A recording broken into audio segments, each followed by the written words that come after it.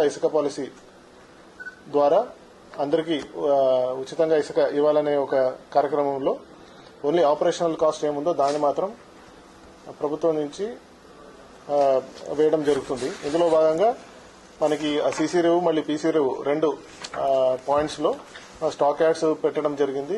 ఇందులో already 1,15,000 metric tons అంతా ఇసుక నిల్వ అక్కడ రెడీగా ఉందండి.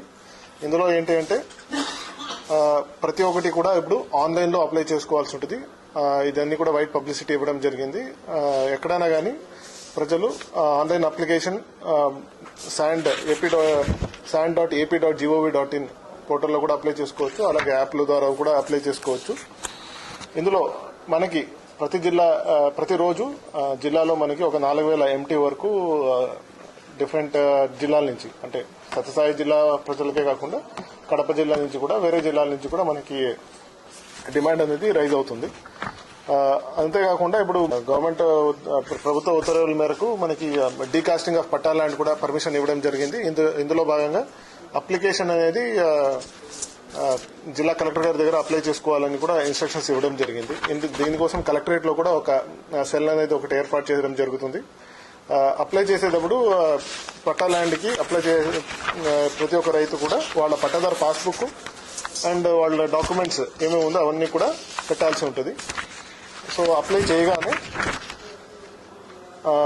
కన్సెంట్ ఆఫ్ ద పట్టాదారు, title deed book and village map, location in the village map apply చేయగానే తహసీల్దార్ వెరిఫై చేసి మండల్ అగ్రికల్చర్ ఆఫీసర్ అలాగే గ్రౌండ్ వాటర్ డిపార్ట్మెంట్ నుంచి ఇరిగేషన్ డిపార్ట్మెంట్ నుంచి వెరిఫై చేసి వాళ్ళ దగ్గర నుంచి ప్రపోజల్స్ తీసుకుని జిల్లాలో మనం ప్రాసెస్ చేసి దానికి డిఎల్ఎస్సిలో మళ్ళీ జిల్లాలో కమిటీలో ఏముందో కమిటీలో ప్రాసెస్ చేసుకుని పర్మిషన్ ఇవ్వడం జరుగుతుంది.